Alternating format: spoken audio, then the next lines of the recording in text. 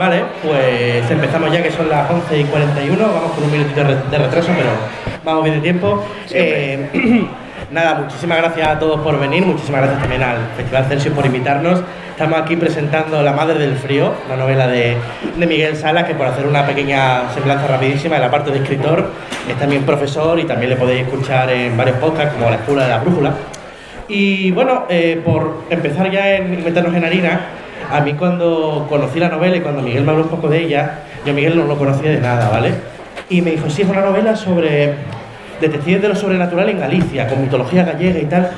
Y a mí son dos temas que me gustan muchísimo y ya precisamente por eso dije, ojo cuidado que no sé yo muy bien, porque novelas de mitología últimamente hay muchas y hay muchas muy buenas, pero también hay otras que, bueno, que personalmente no me gusta la forma de tratarla que tienen, ¿no?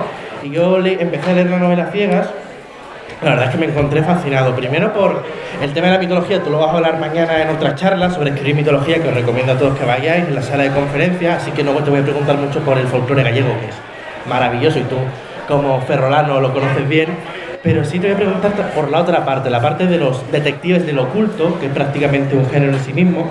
Y claro, yo cuando empecé a leer me imaginaba un poco al típico John Constantine, al típico señor con gabardina, cigarrillo, pagado de sí mismo, que lucha contra demonios y tal, pero el personaje que te encuentras, Sean Borrasca, que es un poco el en torno al cual gira toda la novela, por supuesto, y a su vida, es un personaje que no tiene nada que ver, ¿no? O sea, cuéntanos un poco cómo es Sean Borrasca.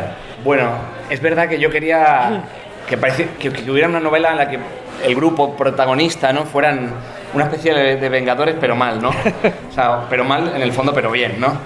No un grupo de gente, pues eso, pagada de sí misma, fuerte, poderosa, sino gente con un montón de debilidades, ¿no? O sea, yo como friki quería que fuera una novela sobre frikis, ¿no? Sobre gente un poco que se ha visto en una sociedad convencional se ha visto obligada a vivir en la cuneta, ¿no? Entonces es gente que toda tiene defectos, entre comillas, muy evidentes, pero que en el fondo son los verdaderos héroes, ¿no? Los héroes imperfectos, los héroes asustados, los héroes cobardes que aún así dan un paso adelante. Y entonces Borrasca, Sean, que le llaman Borrasca porque es peleón, ¿no? Es una de las cosas que me ha hecho muchas gracias, que en Ferrol la gente me dice muchas veces, joder, es que es muy ferrolano, ¿no? Tiene esta cosa así un poco brava, ¿no? Y bueno, pues Sean es un tipo que de pequeño ha tenido un accidente, es rescatado por la magia de ese accidente y entonces se queda hemipléjico, pero precisamente ese lado paralizado de su cuerpo es el que está en contacto con el más allá, ¿no? Pues la famosa cojera de Lord Byron, ¿no? Del diablo, ¿no? Esos, digamos, entre comillas, problemas físicos que lo que delatan es un talento especial para comunicarse con el otro lado, ¿no? Con el alén. Y un precio también que ha pagado por esas habilidades que le llevan a enfrentarse, pues bueno, con una serie de personajes fascinantes, contra demonios, contra meigas, contra seres del folclore gallego que están muy, muy, muy bien escritos. Y sobre todo la primera escena, ¿no? Simplemente por ponernos en situación, la primera escena que tú la empiezas a leer y parece una novela prácticamente costumbrista, con la gente yendo una mañana por las calles de Ferrol, todo el mundo muy tranquilo, y de repente la gente empieza a escupir pájaros. Sí. Es como muy de realismo mágico, pero la gente empieza a vomitar aves, empieza a vomitar tucanes, palomas, mirlos, y todas van a reunirse con un ser, con un personaje que está en un círculo de calaveras, ¿no? Y empieza, y dice tú, vale, aquí ya empieza la mandanga sobrenatural, ¿no? Sí. ¿Cómo fue un poco también esa mezcla de géneros, ¿no? El del cielo oculto y la magia es muy habitual verlos, pero eso de decir, vale, pues voy a coger cosas de mi tierra, ¿no? Y voy a incluir, pues esto, voy a incluir demonios, voy a incluir brujas, voy a incluir mega y todo mezclado con esa especie de orden parapolicial, ¿no? La parapoli, sí, como la llaman tú, sí, en la que está Sean Borrasca, ¿no? Sí, claro, la idea era, joder, es que la verdad, con todo el respeto, yo no quería hacer una novela en la que de repente los fantasmas fueran nuestros traumas o los monstruos fuéramos nosotros, ¿no? Esta cosa psicologicista. Yo quería que los personajes del folclore estuvieran muy presentes como han estado en la vida de la gente de mi aldea hasta antes de ayer, ¿no? O sea, en mi aldea hay gente que ha visto a la Santa Compaña, en mi aldea hay gente que se ha encontrado con el demonio por la playa paseando con gabardina y han mirado los pies y eran patas de cabra, o sea, y gente que te lo cuenta aterrorizada 20 años después, ¿no? Y gente muy normal y muy cuerda. Entonces yo quería que ese mundo mágico y ese mundo, digamos, de la realidad material no estuvieran separados, que fueran como ha existido hasta antes de ayer, como decíamos. Entonces, para mí era fundamental que todo ese folclore gallego tan rico, igual que el asturiano, igual que el de cualquier parte de la península ibérica, ¿no? De Europa, estuviera muy presente, ¿no? Y que formara parte de la trama pero que fuera parte del tejido, ¿no? O sea, que fueran hilos que se entrelazaran con el caso policial y demás, que es el que habla más del personaje. Sí, eso te iba a decir, porque aparte del detective de lo oculto y aparte del folclore gallego, las ánimas en pena y todo esto, una trama de novela negra al final, que es como se ha vendido. Sí. Yo te quería preguntar un poco cómo es hibridar esos géneros y sobre todo cómo ha recibido también la gente la novela, ¿no? Porque en estos clubes de novela negra, que yo he ido alguna vez a algún club de lectura y tal, normalmente la gente que te encuentra son ancianitas, amables y tal, y que empiezan a leer el libro y flipan, sí, ¿no? mi propia madre, ¿no? Que me llamó cuando leyó yo no les enseñé a mis padres nunca nada hasta que está publicado. Y ya leyó el primer capítulo y me llamó y me dijo, ¿qué has escrito, no? O sea, estaba asustada la pobre. Hijo, ¿estás bien? Claro, efectivamente. Dijo, ¿te has dado un golpe o algo? Pues mira, con el lector de Fantástico, fenomenal, porque el lector de Fantástico es muy generoso en el sentido de que está muy abierto a la hibridación, a la locura, a las mezclas, al absurdo mental que tenga el autor. Con el lector de novela negra, pues ha habido de todo, ¿no? Los lectores de novela negra son a veces muy canónicos, ¿no? De muy que se tiene que respetar, que hay una denuncia social, que hay un no sé qué, que hay una serie de elementos, ¿no? La ciudad, y esto es una novela negra rural, es una novela negra en el que el protagonista es el cazamentiras, ¿verdad? Que es un personaje del folclore catalán que persigue a los mentirosos, ¿no? Por eso vomitan pájaros al principio, ¿no? Es un tipo que es capaz de invocar las mentiras de los demás y luego ejecuta la venganza sobre el mentiroso, ¿no? Entonces, la historia empieza así, con alguien que invoca al demonio, al cazamentiras, para que vengue un crimen que no se resolvió, ¿no? Uh-huh. Y entonces, pues claro, el de novela negra a veces es un poco receloso, ¿no? Pero como hay un caso de novela negra en sentido puro, y hay también una denuncia social, y hay también una visita, digamos, a la sordidez de la sociedad, pues al final entran. Sí, de hecho, no te quería decir lo típico de es una novela fantástica, pero los monstruos son las personas. Eso son los peores monstruos, ¿no? Que eso siempre se dice. Bueno, pero es verdad que es un libro que a mí me ha encantado, ha sido de las novelas que más me han gustado en estos últimos años, no lo digo por hacerte la pelota, es verdad que estamos aquí. Pero sí que es verdad que al final tienes esos demonios, tienes esas almas en pena, pero al final lo que realmente te deja con un nudo en la garganta son las atrocidades que puede cometer la gente de a pie, ¿no? Sí. Y ese crimen antiguo que hay por ahí, que también es muy clásico, ¿no? Del policía de no resolví este crimen y vuelve su fantasma persiguiéndome años y años, es también muy de novela negra clásica, pero sí, está ahí metido y realmente tiene fuerza, es una historia con fuerza y con unos personajes también que, bueno, de toda la cohorte de secundarios que rodean a Chan Borrasca son maravillosos. Está Mama Carallo, que es una bruja que solo dice Carallo, y por eso merece la pena el libro entero. Está Suso, este mentor de lo prodigioso y de lo sobrenatural. Y yo te quería preguntar también, porque, bueno, sobre el folclore gallego, ya hablarás más mañana en esta charla, ¿no? Pero lo has juntado sin hilo, tío, porque hay muchos personajes que no te han limitado simplemente a meter un personaje mitológico, ¿no? Sino, por ejemplo, en un momento dado aparece una sirena que está en un prostíbulo. Sí, que trabaja en un puticlub de camareras, sí. Y efectivamente, que eso es muy de Jim Butcher, ¿no? Una novela así, pero a la vez dices que tiene sentido, claro, porque antiguamente los prostíbulos romanos se ponían las estatuas de las sirenas más de esta sirena, ¿sabes? ¿No? Y está todo muy bien hilado, pero digo ya que no te voy a robar de eso para que hables de mañana en la charla, ¿no? Yo te quería preguntar por la esencia de lo fantástico, ¿no? Hay una anécdota que tú mismo has contado algunas veces en las charlas y te la voy a robar, esto de Lisón Tolosana, que era un antropólogo gallego que hizo un libro fantástico sobre la Santa Compaña, y él fue pueblo por pueblo de Galicia preguntando, encuestando a la gente de cómo era la Santa Compaña, si la había visto, esta procesión de muertos que iba de noche, ¿no? Y un paisano de uno de estos pueblos le dijo, no, la Santa Compaña es que, claro, desde que pusieron la luz eléctrica, pues no se aparece. Y claro, el antropólogo le dijo, claro, porque ya la gente no confunde luces que podrían ser de los coches o de cualquier otra cosa con las luces eléctricas. Y dice, no, es que la Santa Compaña no pasa por donde hay farolas. Efectivamente, y con toda la razón, claro. De cajón. Yo quería preguntarte, ¿cómo ves tú el mundo fantástico a nivel personal y por qué has querido plasmarlo así en la novela? O sea, tú realmente, no te voy a decir que creas, pero ¿tanta importancia tiene para ti lo fantástico rural gallego concretamente? Sí, yo creo firmemente en la existencia del mundo fantástico. Es decir, yo no soy una persona dotada, no he tenido experiencias y a veces le doy gracias a Dios por no serlo, pero evidentemente creo en eso porque conozco gente muy fiable de mi entorno que tiene ese tipo de experiencias y evidentemente es algo a lo que hemos dejado de prestar atención, ¿no? Igual que pues hay una serie de posibilidades que como no las tenemos en cuenta, no las percibimos, pues lo fantástico es una de ellas, ¿no? Al final, es verdad que lo fantástico está muy presente, pero yo quería que fuera sobre todo una historia, al final lo que dices tú, ¿no? Hay un centro que es muy sórdido de la historia, es una historia de acoso, ¿no? de persecución de una persona por cómo es, efectivamente la parte más terrible son las personas, ¿no? Que se mueven por avaricia, se mueven por egoísmo, se mueven por odio.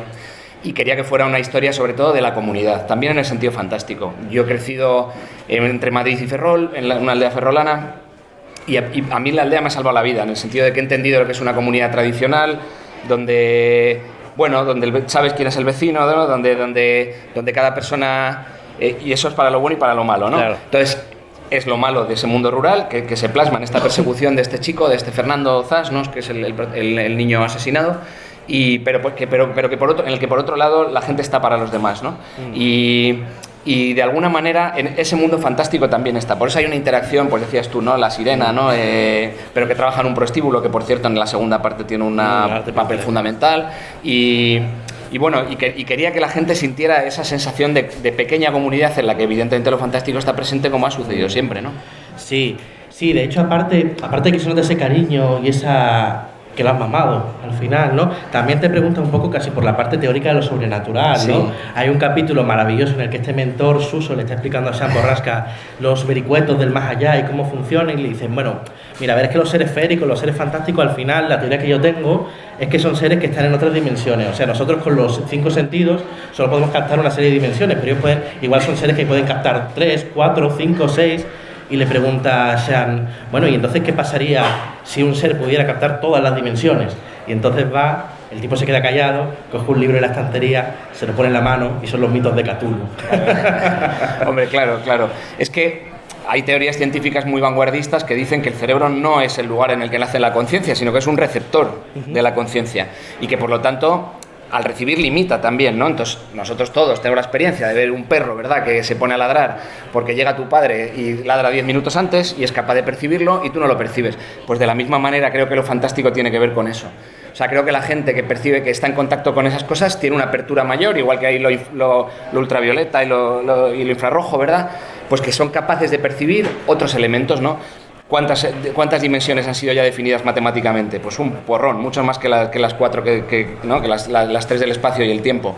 Y creo que precisamente en esa coincidencia de dimensiones, en esa capacidad de percibir esas dimensiones, está lo fantástico. Y por eso creo firmemente en su realidad y en su existencia, ¿no? Yo soy una persona, en ese sentido, muy abierta a lo espiritual y creo que hay cosas que no vemos la mayoría de la gente seguro y que está ahí.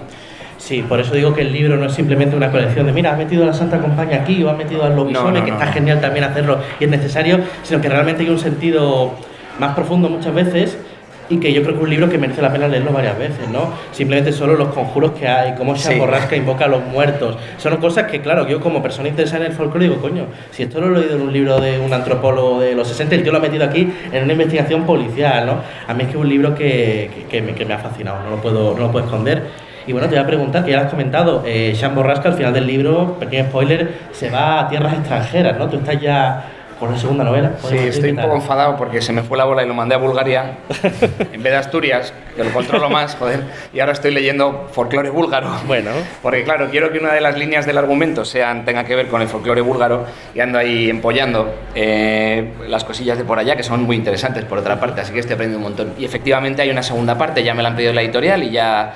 Me he pedido un año de excedencia para tenerla rapidito, porque le dije al editor, me dijo, ¿tú cuándo has tardado en escribir la novela? Le dije, 7 veranos. Yo escribo en verano, soy profesor. Y el tío me miró así y me dijo, imposible, tienes que tenerla ya. Y bueno, y estoy en ella y no va a ser la última además, porque no soy incapaz de cerrar lo que he abierto en una sola novela. Así que la novela es autoconclusiva, o sea, es una historia cerrada, la del asesinato de Fernando Zas y el tema del cazamentiras, pero evidentemente con toda la riqueza que hay de folclore en toda España y sobre todo en Galicia, da para mucho más, ¿no? Sí, sobre todo además por lo que decía, ¿no? Que hay tantos personajes, porque al final la novela es un festival de gente rara, podemos decir. Exactamente. Un festival de freaks. Sí. Y todos al final sí que es verdad que se da un poco unas pinceladas de sus pasados, de su historia, pero realmente es una novela que tiene muchos huecos para rellenar, o sea que yo creo que podría haber aquí perfectamente un borrascaverso, podemos decir. Un borrascaverso. Un borrascaverso. Y por curiosidad, ¿qué otras zonas de España, porque ya he explorado Ferrol, ahora se va a Bulgaria, ¿alguna otra zona de España que te gustaría plasmar? Es que puedes decir Asturias, que es lo que... Sí, bueno, que es lo que hay que decir. Claro. No, pero además es verdad, además que los folclores asturiano y gallego son primos hermanos, como en casi todo, ¿no? Y me fascina todo el folclore del norte, pero el caso es que conozco menos otros folclores de la península y desde que estoy informándome y leyendo me estoy descubriendo maravillas, ¿no? Por hablar de Israel Espino, ¿no? Y del folclore extremeño, joder, es que hay unas cosas estupendas que se pueden explotar literariamente un montón. Lo que sí quiero es que siga siendo lo que dices tú, ¿no? Una novela de freaks, ¿no? O sea, pues eso, Mamá Carallo, que es la bruja caboverdiana que no habla, solo dice Carallo.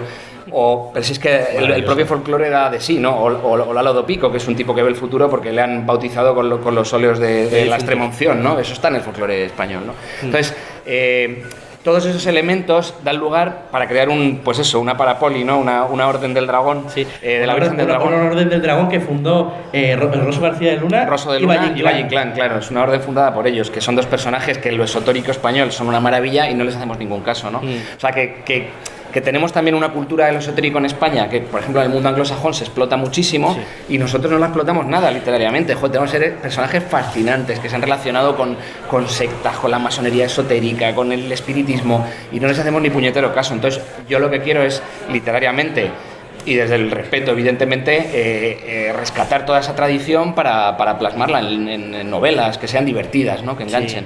Eso, sobre todo, una novela muy divertida, una novela llena de folclore, de fantasía, de seres oscuros, algunos más amables, otros menos. Que bueno, no está aquí, yo señalo aquí una cosa invisible, pero la podéis comprar aquí en la librería Noveno Arte, por ejemplo. Y nada, bueno, agradecerte estos breves minutos, que al final hemos sacado pinceladas, que es lo bonito de escribir la novela por sí mismo. Y no sé si tenéis alguna preguntita, alguna duda, algún comentario, alguna amenaza también. Alguien que haya visto La Santa Compañía. Sí, nos interesa. Seguro que hay alguno por aquí. Bueno, yo sí quería decir que voy a estar aquí hasta el viernes. Lo cual, si alguien me ve por ahí y no le firmo el libro o lo que sea, pues que me pare y me lo diga, que yo encantado de la vida, que nada, y que si alguno se anima, que coño, Pablo. Y yo, si alguno se anima, que os guste mucho. Yo comentaros simplemente que por favor esto no está dentro del ciclo de actividades de mitología porque es una presentación del libro, pero echarle un ojo a la actividad de mitología, que Miguel participa en esa mesa de Escribiendo Mitología, que vamos a estar toda la semana ahí dando caña hablando de santas compañías, fantasmas, este tipo de cosas, y la campana nos indica ya que es la hora. Hemos terminado, así que muchísimas gracias por venir. Muchas gracias. Gracias.